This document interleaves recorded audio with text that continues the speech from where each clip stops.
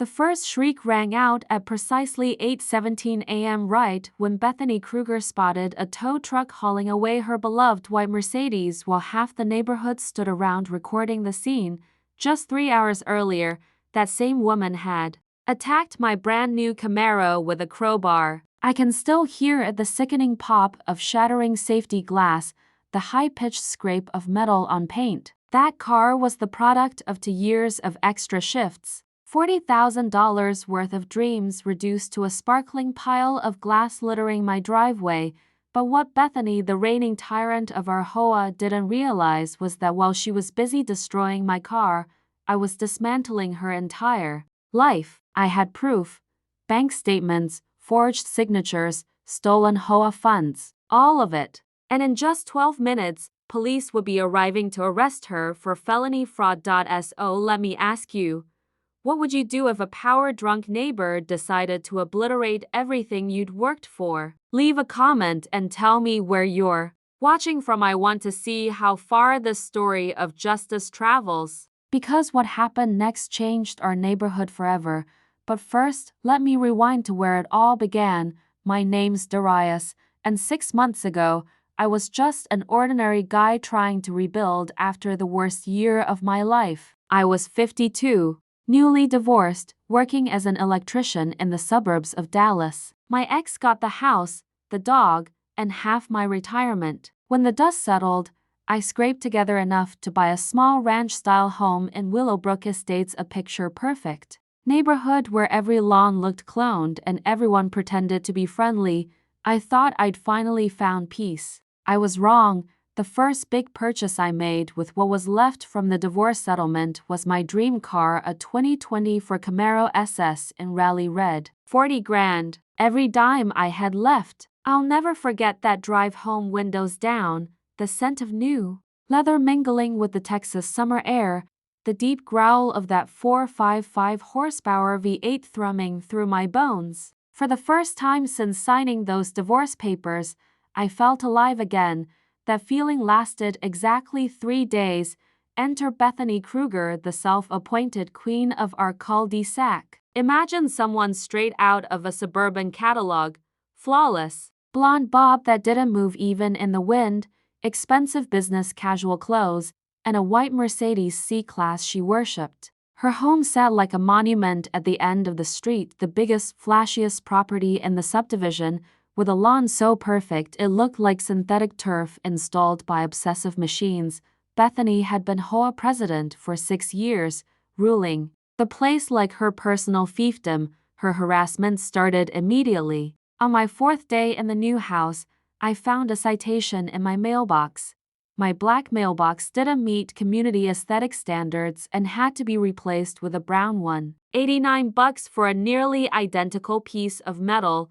Then came the lawn infractions. Every Tuesday, like clockwork, I'd hear the paper snap into my mailbox. Grass 3/4 of an inch too high, $25 fine. Oil spots on the driveway, $50 fine. Garden hose left out, $25 fine. Each time, I'd spot her standing at her window, arms crossed, wearing that smug smile like she knew she was winning some private game. But when she came for my Camaro, that's when things turned into war. At my first HOA meeting, she announced, in front of everyone, that vehicle is not in line with our community standards. Her tone carried the weight of someone who never expected to be challenged. We were in the community center, under buzzing fluorescent lights, the air thick with the smell of burnt coffee. Bethany sat behind a folding table like a judge, flanked by 4 board members nodding in robotic agreement. Sports cars project. An undesirable image, she added, staring me down. Undesirable image, my legally parked car in my own driveway. She slapped me with a $200 fine and threatened to put a lien on my house if I didn't resolve the issue. That night, I stayed up until a.m., coffee going cold as I combed through every page of the whole rules. What I found made my blood boil. Bethany was cherry-picking rules that didn't even exist in the original documents. At the next meeting, I calmly laid out my findings. She listened with the patience of a predator watching prey tire itself out. Then she leaned back and said, "Some people just don't understand that rules exist for a reason, Darius. Maybe you'd be happier in another neighborhood." The racial undertone was impossible to miss. The board voted 4-1 to uphold all citations. That's when I knew this wasn't about cars or grass height, it was about power and putting me in my place. 1 week later, I found deep, deliberate scratches running the entire length of my Camaro. This wasn't random damage, it was personal. The repair estimate, $2,800 more than my insurance deductible. She just made her first mistake. She underestimated a divorced electrician with nothing left to lose and 20 years of troubleshooting experience. That night, while installing motion sensor lights for a client, I got a text from my elderly neighbor, Martha. "Can you come over? Need to tell you something." Her living room smelled of lavender potpourri and secrets. She closed the curtains and whispered, "I saw who did it. It was around midnight. Bethany's son, Trevor. He was by your car with something metal in his hand." I asked if she'd testify. She shook her head. "She'll ruin me." Martha told me about other neighbors she'd run out of the community with endless violations and harassment. That's when the pattern clicked. Bethany destroyed anyone who crossed her. Unlike everyone else, I wasn't going anywhere. The next day, I bought the best dashcam system money could buy, front and rear cameras with night vision, motion sensors, and cloud backup. Legal in Texas as long as you're not filming into a neighbor's windows. I spent the weekend wiring it up with surgical precision. On Monday, a code enforcement officer last name Kruger showed up, claiming someone complained my cameras violated privacy laws. I walked him through the setup. He found no violations, but hinted he'd be back. That afternoon, Martha called again. 3 more families had left in the past 2 years after Bethany targeted them. The harassment always followed the same pattern: tiny violations, anonymous city complaints, insurance reports. And one man, Edgar Williams, the former HOA treasurer, had questioned expenses before being driven out by false roof violation. Claims.it all pointed to a bigger scheme. 3 nights later, my phone lit up with motion alerts at 2:17 a.m. I pulled up the feed expecting a raccoon and froze. Bethany herself was crouched by my Camaro, methodically dragging a landscaping edger down the paint. Her diamond ring caught the light as she smiled, actually smiled, while carving thousands of dollars of damage into my car. I wanted to storm outside, but my lawyer's voice echoed in my head. "Stay calm, document everything." The footage was devastating. But in this town, Bethany's connections meant I'd need more than just one video before acting. The next day, I got an emergency violation notice in the mail. My aftermarket exhaust allegedly violated noise ordinances, and that was just the beginning. The vehicle must be restored to factory condition or permanently removed from the premises within 48 hours. Failure to do so will result in immediate towing by a professional service at the owner's expense, along with administrative charges. The arrogance was almost dazzling. She was, quite literally, attempting to take my car through paperwork after failing to destroy it during a midnight act of vandalism. The letter reeked of desperation, like bargain bin perfume laced with malice. She believed she was tightening her snare, but I was about to uncover the equivalent of a nuclear warhead that would obliterate her entire scheme.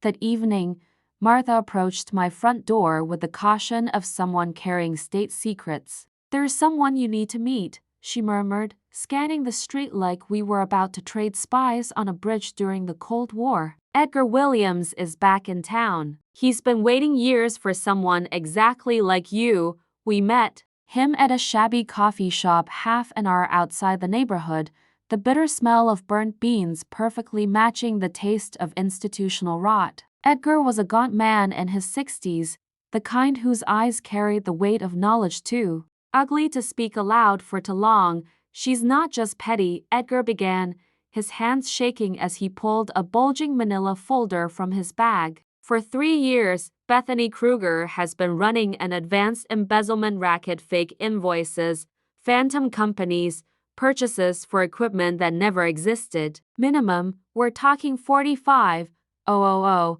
Cold spread through my veins as he laid document after document on the sticky tabletop, bank statements, forged contractor bills, payments to entities that existed only on paper. The crown jewel of evidence? A business registration for Willowbrook Maintenance Solutions, filed under Bethany's maiden name, Bethany Morrison, with her home listed as the company headquarters.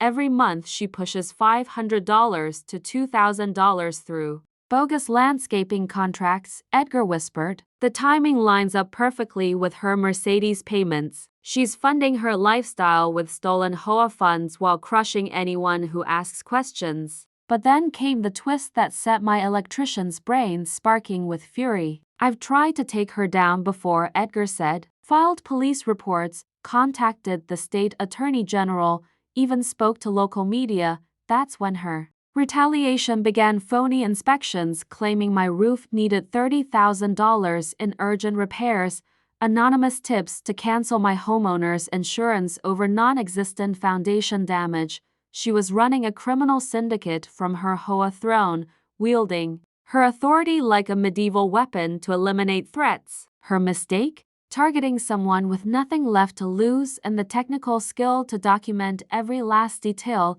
Edgar slid the entire evidence package across the table. I've kept everything: bank records, forged invoices, statements from contractors who never set foot here. I've been waiting 3 years for someone with the backbone to finish what I started. That night, I spread the documents across my kitchen table under the harsh glare of fluorescent light. The pages whispered promises of justice. Bethany had crafted the perfect suburban crime ring, but she had just handed me the keys to her empire. Tomorrow, she expected me to hand over my car in defeat. Instead, I would detonate her entire world and my security cameras would capture every satisfying second. I set 3 alarms for 6 o'clock a.m. and fell asleep smiling for the first time since this war began. Morning came with crisp October air, burning leaves, and the scent of justice on the wind. I sat on the porch with black coffee, steam curling from the mug like incense for the war gods. When Officer Rodriguez's patrol car crunched over my driveway gravel, Rodriguez looked like a man who'd rather be chasing real criminals than refereeing neighborhood feuds, but he was fair, mid-30s, attentive, with the weary eyes of someone who'd sat through more than his share of perfumed legal threats. Let's take a look, he said, photographing the fresh gouges in my Camaro's paint while I handed him printed security stills. The images were crystal clear. Bethany crouched beside my car at 2:17 a.m., her wedding ring catching the light as she methodically destroyed my property with HOA tools. Rodriguez let out a low whistle. This is solid. But truth is, neighbor on neighbor, damage rarely makes it to prosecution unless there's blood or serious money involved. The DA sees it as expensive therapy. Before I could reply, the staccato click of designer heels echoed on the pavement. Bethany appeared like a perfectly styled angel of death, cream-colored suit worth more than most people's rent, leather portfolio in hand. Officer Rodriguez, thank goodness you're here, she breathed, one manicured hand to her throat. In a soap opera display, I'm terrified by the escalating behavior of our troubled new resident. What followed was suburban theater at its finest, crocodile tears brimming as she produced photos from her portfolio. Images of me doing ordinary things, checking the mail, washing the car, trimming hedges twisted into evidence of stalking. He's been surveilling my property, taking pictures, making veiled threats about getting even over valid HOA violations, she told him, voice trembling. As a single woman, I fear for my safety. Just last night, I noticed suspicious activity near his car but was too frightened to investigate. The audacity nearly knocked me breathless. She stood 15 feet from the vehicle she had personally vandalized, weaving a victim narrative while the evidence sat in Rodriguez's hands. But I remembered my divorce lawyer's advice: never interrupt your enemy mid-self-destruction. So I smiled, really smiled, like she'd just told me the funniest joke I'd ever heard. Officer Rodriguez, I appreciate Mrs. Kruger's dedication to neighborhood safety. I said with funeral director calm. That's exactly why I installed security cameras to protect everyone from vandalism and crime. Her flawless makeup barely hid the flash of confusion. She'd scripted this to provoke a meltdown, but I wasn't playing my assigned role. I'm sure we can resolve this like civilized adults, I continued, voice dripping with reasonableness. We all care about maintaining our community standards. Rodriguez looked between us like a boxing ref trying to keep the fighters apart. I'll file the vandalism report, he said, but without witnesses, it's civil territory. Maybe settle it before lawyers get involved. When he left, Bethany lingered like a shark circling prey waiting for me to crack. Instead, I strolled inside and closed the door with the soft click of fine china being set away. Through the window, I watched her composure crumble. That evening, the real bomb arrived. Martha came back with reinforcements. Helen Morrison, a retired teacher, ousted over fake garden violations, and James Crawford, a jazz musician punished for non-existent noise offenses. We gathered in my living room like rebels plotting the fall of a dictator, swapping stories that mapped out the full scale of Bethany's corruption. Then James dropped a detail that made my pulse quicken. My brother Rico owns the towing company contracted with the HOA. Beth's been ordering tows for months but hasn't paid the bills. He's owed $3,800 and is filing liens. The irony hit like a thunderclap. Bethany had used the towing company as a weapon against residents while stiffing them financially. Unpaid fees meant automatic liens on any vehicle she owned, including her precious white Mercedes. I called Rico that night. His voice carried the tired fury of a small business owner bled dry by bureaucratic thieves. Tomorrow's going to be interesting, he said. We set the meeting for 7 o'clock a.m. Her ultimatum expired at 8 o'clock, when she planned to see my Camaro gone. Instead, she'd lose what she valued most. The next morning, Rico showed up with a banker's box like it held nuclear launch codes. Stocky, bulldog build, eyes that had seen enough corporate scheming to power a generator. Your HOA president's about to have the worst day of her life, he said, setting the box on my table with the weight of a murder trial exhibit inside. Invoices for legitimate towing jobs, all signed with Bethany's flourish 3,647 in unpaid bills going back 18 months. Here's the kicker, Rico said, savoring it. I checked your HOA's bank records. They cut checks to Crawford Towing every month for the exact amounts owed. But I never see the money. The hammer dropped. Meet Crawford Towing Solutions, Rico said, producing registration documents. Filed 6 months after Bethany became HOA president. Registered to her sister, Rebecca Morrison, with a P.O. box. In another county, she was stealing from the HOA using his company's name while stiffing him for actual work, and he wasn't done. Rico laid out bank statements that confirmed Edgar's story but revealed a bigger theft. Not $30,000, but over $75,000 siphoned off in 3 years, phantom landscaping contracts, sham security services, imaginary equipment purchases, and monthly payments to Willowbrook Property Management. Another shell. Then came the detail that made my hands tremble. She's been filing false insurance claims against anyone who opposes her, Rico said, lowering his voice. Using her real estate license to pressure companies into dropping coverage. He opened a folder labeled insurance fraud documentation emails, fake inspection reports, falsified safety assessments, coordinated efforts to financially ruin any resident who dared push back. She's turned the entire suburban system into a weapon, Rico said, his fury tightly leashed. Insurance companies, code enforcement, contractors, they all get used to protect her racket and crush her enemies. The scale of it was staggering. Bethany hadn't just skimmed money here and there, she'd orchestrated a calculated campaign to ruin lives in order to keep her theft hidden. The Mercedes in her driveway, the gleaming kitchen remodel, her son's elite private school tuition, even that prestigious country club membership, all paid for with funds stolen from the very neighbors she was supposed to represent. Before me lay evidence strong enough to put someone behind bars for 2 decades. Mail fraud, insurance fraud, embezzlement, conspiracy, racketeering. She had assembled a polished suburban crime syndicate camouflaged by trimmed hedges and HOA regulations. So, what's the game plan? Rico asked, eyes bright like a man ready to collect on a long overdue debt with interest. I stared at the mountain of documents covering my kitchen table and felt a cold, steady resolve lock into place. We weren't just ending Bethany Kruger's reign, we were going to dismantle it in front of every single neighbor, ensuring she'd never harm anyone again. This wasn't just a battle anymore. It was about to become a public execution, and I was prepared to deliver justice with surgical accuracy.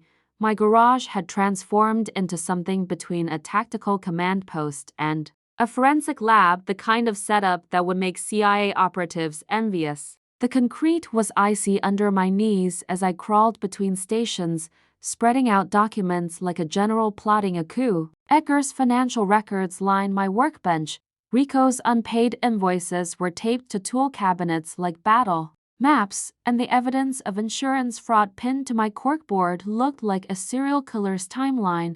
The air carried a strange cocktail motor oil, copier toner, and the metallic tang of coming retribution. At dawn, Martha arrived with coffee strong enough to raise the dead, her face set in the grim determination of someone who had finally found her courage. I called every family she's targeted, she reported, taking her seat with the confidence of a resistance leader. 15 have agreed to testify. People aren't just angry anymore, Darius, they're ready for blood. Edgar followed soon after, clutching a briefcase stuffed with 3 years' worth of evidence he'd once been too frightened to reveal. His hands shook, but his voice carried steel. I brought it all. Bank statements, canceled checks, letters from state investigators who ignored my complaints because Bethany had friends in high places.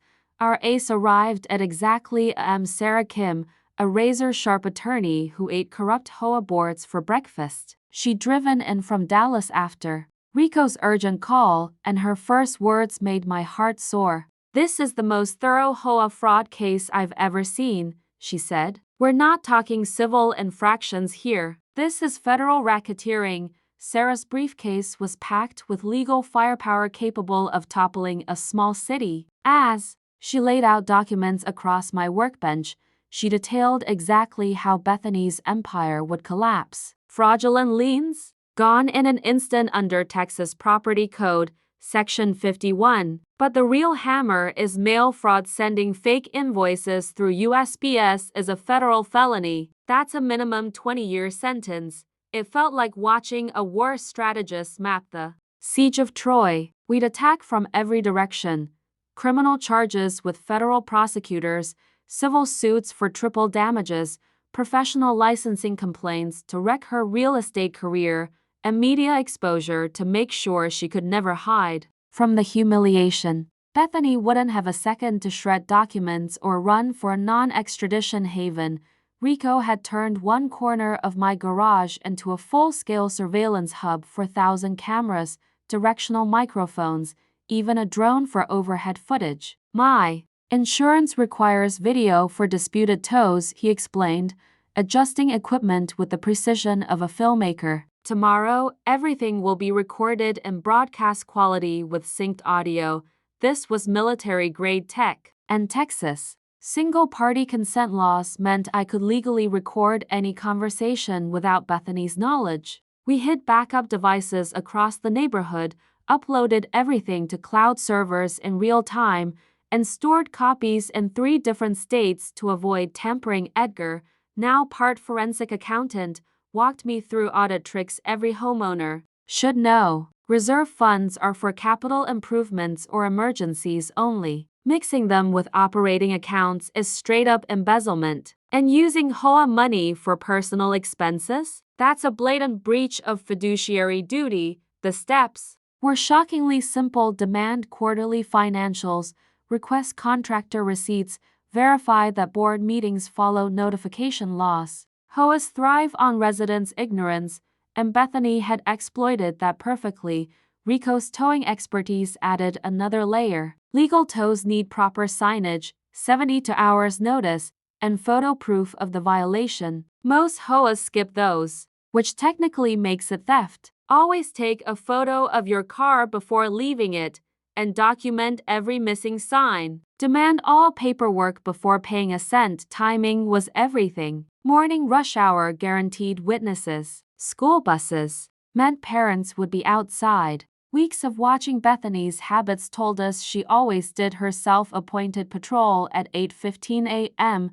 Sarah had already alerted Channel 8's award-winning investigative reporter Lisa Martinez. She'll be here with a full crew at 8:30, Sarah said, flashing a predator's grin. HOA abuse gets massive ratings, especially when you have crystal-clear footage of the villain's downfall. The plan was brutal in its elegance: capture everything live, hand reporters airtight evidence, and let social media ignite the blaze. Martha's Neighborhood Resistance Network had already made #Willowbrook fraud trend locally, but the PICDR assistance was psychological. We knew public shaming was Bethany's ultimate fear, and tomorrow we'd rip away her control in front of everyone she'd ever bullied. And for dessert, a federal indictment. A standing amid the weapons of suburban warfare, I felt something I hadn't since signing my divorce papers: absolute certainty of victory. By tomorrow morning, her empire would implode, serving as a warning for every HOA tyrant in the country. Everything was ready: documents secured, witnesses prepped, cameras in position. We weren't just going to win, we were going to make history. By 6:30 a.m., I watched from my kitchen as cracks began to show in Bethany's perfect world. She stepped outside in a pristine white bathrobe worth more than most people's rent, immediately spotting the unusual commotion in our normally quiet street. Rico's massive tow truck sat legally parked on the curb, diesel engine purring like a predator. Her panic was visible even from here. She dialed someone, probably her bored lackeys, while pacing the driveway in slippers that had clearly never touched pavement before. Through my security feed, I saw her gesturing wildly toward Rico's truck, voice sharp and desperate. Within 20 minutes, her living room hosted an emergency board meeting, a huddle of co-conspirators scrambling to contain a mutiny. Martha's network fed me real-time updates. 4 board members present, lots of shouting, lawyers mentioned. At 7:15, Bethany stormed outside in a power suit that practically screamed totally innocent and marched straight to Rico's truck. The dew crunched under her designer heels. "You need to move this truck right now," she barked. "This is private property. You're trespassing." Rico emerged slowly, built like a compact tank, his coveralls worn from years of real work. His smile was the kind a man wears when he's about to be paid back in full. "Ma'am, I'm parked legally on a public street," he said evenly. "I'm here to collect $3,800 your HOA owes me." Her face flickered confusion, anger, denial, then panic. "That's impossible. Our treasurer handles all payments." "There must be a mistake." "No mistake," Rico said, producing a folder thick enough to choke a horse. 18 months of tows, all authorized by you. No payments received. But here's the twist: your HOA statements show payments going to Crawford Towing Solutions. Ring a bell? Color drained from her face. Her sister's fake company had just been exposed in front of witnesses. The trap was sprung. That's when Officer Rodriguez arrived, no doubt summoned by Bethany's 911 call. He stepped out of his cruiser wearing the tired look of a man who dealt with this address before. "Morning," he said flatly. "Got a call about a disturbance. What's going on?" Bethany slid instantly into victim mode. "Officer, this man is harassing me and blocking access to my property. He's making threats over money we don't owe." Rico handed over the full documentation. Unpaid invoices with her signature, bank statements proving fraud, correspondence outlining the scheme. "Officer, I'm here to collect legitimate debts." "The evidence is all here." Rodriguez began leafing through the papers, his expression shifting as the truth sank in. Bethany's composure cracked, and then Martha arrived, manila envelope in hand, flanked by Edgar and 3 other long-silenced neighbors. "Officer Rodriguez," Martha said, her voice steady, "we have more information on financial misconduct you should see." Inside that envelope was proof of insurance fraud, harassment, and embezzlement that made Rico's claim look like a parking ticket. Rodriguez's demeanor changed instantly. This was no longer a petty dispute. This was a criminal case. Bethany stood frozen, the predator turned prey. "And we were just getting warmed up." By 7:45, our once quiet street had become a battlefield. Diesel fumes, rising tension, and the intoxicating scent of long-awaited justice in the air. Bethany stood in the storm's center, her suit rumpled from nervous sweat, frantically stabbing her phone screen. "Mayor Davidson, this is Bethany Kruger from Willowbrook Estates. I need you to shut down this media circus before it ruins our community's reputation." Even from 30 feet away, we could hear the mayor's aide deliver the political kiss of death. The mayor's office had issued a courteous yet unmistakably firm reminder: they don't get involved in HOA squabbles. By the time Bethany ended that call, her complexion had taken on the pallor of sour cottage cheese, and her fingers trembled like someone detoxing from their neighborhood throne. But if this woman had one defining trait, it was her ability to twist desperation into venom. She turned to Officer Rodriguez with the entitled rage of someone who'd never heard no from anyone of importance. "Officer, you should know certain city officials have special understandings with our association," she said. "If this harassment continues, the political fallout could be serious for everyone involved." The unspoken threat clung to the morning air like the stench of brimstone. Rodriguez's face shifted. Gone was the polite patience of an officer on duty, replaced with something colder, nearly repulsed. In one breath, Bethany had both threatened law enforcement and hinted at her own role in municipal corruption. That's when her allies arrived, scattering like cornered vermin from a sinking ship. 3 board members, summoned by her frantic calls, approached the scene with the uneasy gait of people just realizing they might be accessories to federal crimes. Board Secretary Jennifer Walsh took one look at the mountain of incriminating paperwork piled in Rico's truck and wasted no time distancing herself. "I've never seen these invoices," she proclaimed loudly enough for the news crews to catch. Bethany always said the treasurer handled finances on her own.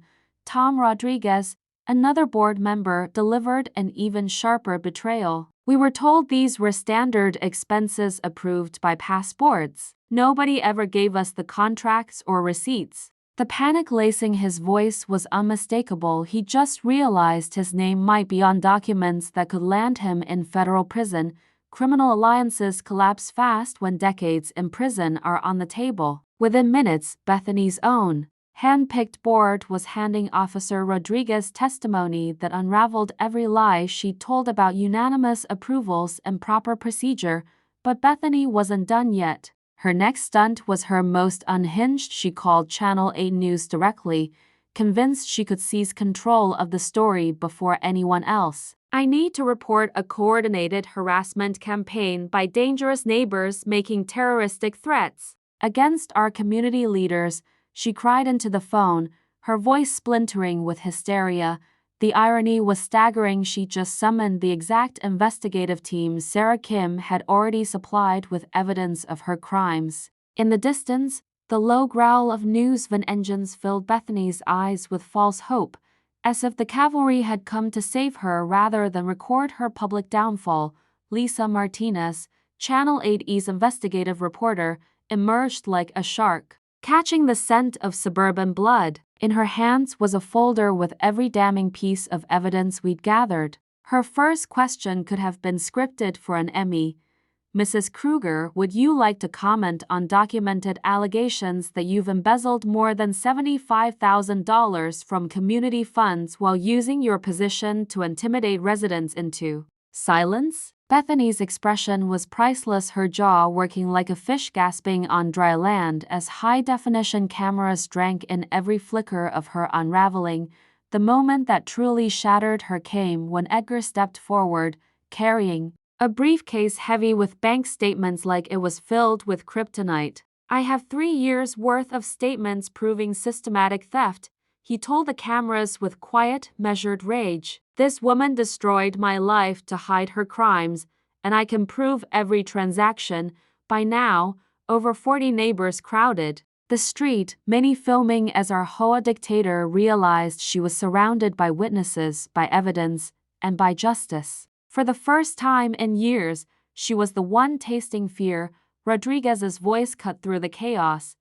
"Dispatch, send detectives and federal investigators to Willowbrook Estates immediately. We've got evidence of mail fraud, embezzlement, racketeering, and possible municipal corruption." The phrase federal investigators hit Bethany like a slap. She stumbled toward her front door, no doubt plotting to destroy evidence or flee. But Rico's tow truck was already backing into place behind her beloved white Mercedes. "Ma'am," he called, polite but dripping with satisfaction, "your vehicle is being impounded for unpaid liens totaling $4,200, plus interest and fees." The tow hook clamped onto that Mercedes with the weight of divine judgment. As the car lifted, Bethany let out a sound that was part banshee shriek, part death rattle, the sound of an empire collapsing. The neighborhood erupted in applause, loud enough to rattle windows 3 streets away. By 8:30 am, the street was packed with over 60 residents. News crews, roaring engines, and the raw voltage of justice filled the air. Kids pressed their faces against bus windows. Parents filmed from sidewalks. Bethany stood cornered on her porch, designer suit wrinkled and stained with nervous sweat. The woman who'd terrorized us from behind manicured hedges was about to face the reckoning she'd long evaded. Unmarked government sedans pulled up, followed by county prosecutors connected through Sarah Kim's network. The sight of federal badges sent several board members scrambling for lawyers. Bethany's face cycled through shock, rage, and desperation in seconds.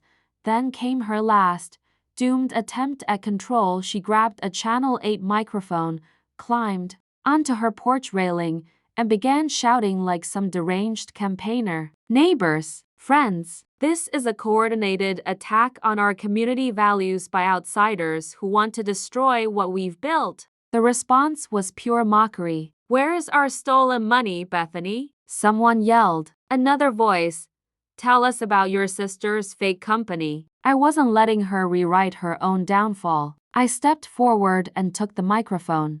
3 years ago, this woman began stealing from us while using her position to crush anyone who challenged her. I held up bank statements. 75,000 embezzled. Insurance fraud targeting families who spoke up. Fake companies funneling stolen funds into her sister's accounts.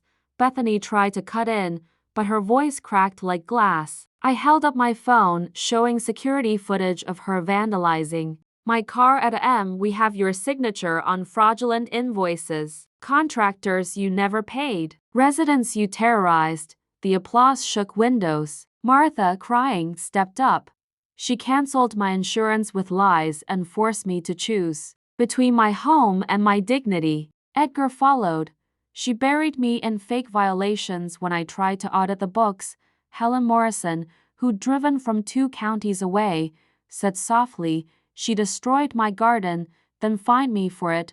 One by one, victims spoke, and Bethany seemed to shrink with each account. That's when Federal Agent Martinez stepped forward with handcuffs and a warrant expedited by Sarah Kim's contacts. "Bethany Morrison Kruger, you're under arrest for mail fraud, conspiracy, embezzlement, and racketeering."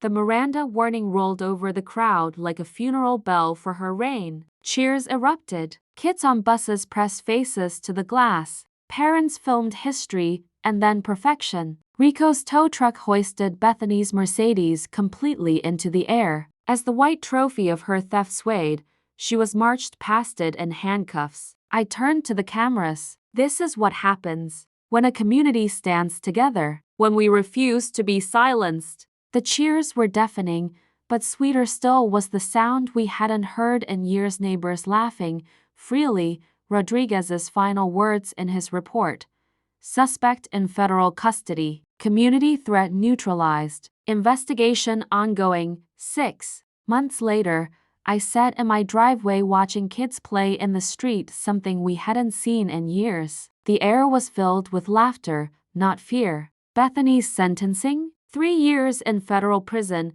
5 years probation, and $127,000 restitution. No early release, no house arrest, just a hard reality in an orange jumpsuit. Her frozen accounts still held the stolen funds plus years of interest. The sale of her house funded a full neighborhood renovation. My Camaro was restored with money from a fundraiser that doubled its goal, the surplus going to a new neighborhood legal defense fund. The new HOA board operates like a true nonprofit. Open meetings streamed live, quarterly financial reports posted online, community votes on major decisions. Edgar became treasurer and installed ironclad audit protocols. Martha's now our unofficial historian, writing a book on Bethany's crimes. Rico's towing business thrives thanks to his role in taking her down. Sarah Kim's legal victory is now cited in HOA reform bills across 3 states. The story spread. 12 other HOAs voluntarily submitted to audits, and our state passed the Willowbrook Act, requiring annual transparency reports and background checks for board members. Our annual Community Freedom Festival raises thousands for legal aid to fight HOA abuse. The community center now operates out of Edgar's old house, funded by recovered money. Children play where Bethany once schemed. Personally, I've become the go-to for fighting HOA corruption, helping other neighborhoods stand up to their own tyrants. Just yesterday, a homeowner from 2 counties over called. I heard what happened in Willowbrook. Can you help us? I looked out at kids riding bikes, neighbors chatting, and Martha tending flowers she'll never again be fined for. We're on our way, I told them. Some fights are worth having, and some victories are worth sharing. If you've got your own HOA horror story, share it below. Our network grows stronger every day. Subscribe for more real stories of ordinary people defeating extraordinary corruption. Sometimes David doesn't just beat Goliath, he trains an army to take down the next one.